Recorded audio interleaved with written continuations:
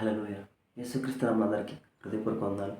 ప్రత్యేకమైన శ్రమలో ప్రత్యేకమైన రోజు యొక్క వాగ్దానంతో మీ ముందుకు వచ్చినాను. దేవుడు ఈరోజు మనకు అనుగ్రహించమన్న వాగ్దానము ప్రకటన గ్రంథము 2వ అధ్యాయం 10వ వచనము. మరణము వరకు నమ్మకంగా ఉండము, నేను నీకు జీవ కిరీటం ఇచ్చేదను. హల్లెలూయా. ఈ వాగ్దానంతో మనం దీవించబడును గాక. ఈ వాగ్దానంతో మనం ఆశ్రయించబడును గాక. ఎందుకంటే దేవుడు అనేకమైన వాగ్దానాలు ఇచ్చినాడు. ప్రతి వాగ్దానానికి వారసులుగా మనల్ని చేసి ఉన్నాడు. ఇచ్చిన వాగ్దానం ఏంటి? మరణం వరకు నమ్మకంగా ఉండము, నేను నీకు జీవకిరీటం ఇచ్చేదను.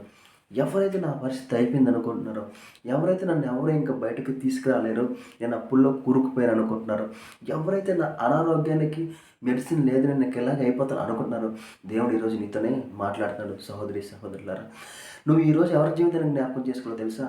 యోబు యొక్క జీవితం నువ్వు జ్ఞాపకం చేసుకోవాలి. యోబు జీవితంలో ఏమైంది? అతను కలిగిందంతా కోల్పోయాడు.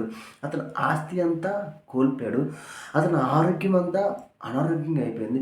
కానీ ఆయన ఉన్న పరిస్థితి వైపు ఆయన చూడలేదు. మరణ ఛాయల్లో కూడా ఆయన మీద నమ్మకంగా ఉన్నాడు.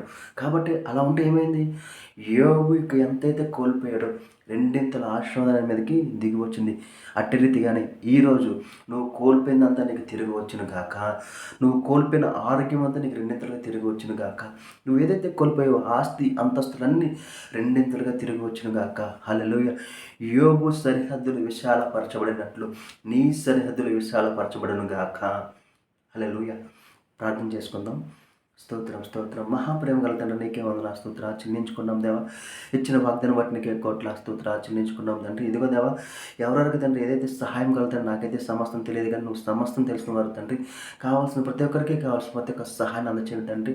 ఇదిగో దేవా, ప్రతి అనారోగ్యం తండ్రి ఏసు పొందిన గాలి తండ్రి ఆరోగ్యంగా మారునుగా కానీ ప్రవచిస్తున్నాం తండ్రి. అట్టి రీతికి తండ్రి ఏదైతే కోల్పోయారో తండ్రి ప్రతి ఒక్క అప్పు ఐశ్వర్యంగా మారునుగా కానీ ప్రవచిస్తాం తండ్రి. కోల్పోయినదంతా తండ్రి రెండింతలుగా తిరిగి వచ్చిన గాక. ఇదిగో దేవా, అట్టి రీతిగా తండ్రి ఈ సమయంలో తండ్రి ఏ ప్రాంతంలో తండ్రి ఏ విషయాల గురించి అయితే ఏకీభవిస్తున్నారు తండ్రి ప్రతి విషయాల్లో తండ్రి విడుదల కలుగునుగా కానీ ప్రవచిస్తున్నాం తండ్రి. కావాల్సిన ప్రతి ఒక్కరికి కావాల్సిన ప్రతి ఒక్క సహాయాన్ని అందచేయమని నా జరడైన యేసుక్రీస్తు నామములో అడిగి వేడుకొంచున్నాం తండ్రి. ఆమేన్. అందరికీ హృదయపూర్వక వందనాలండి.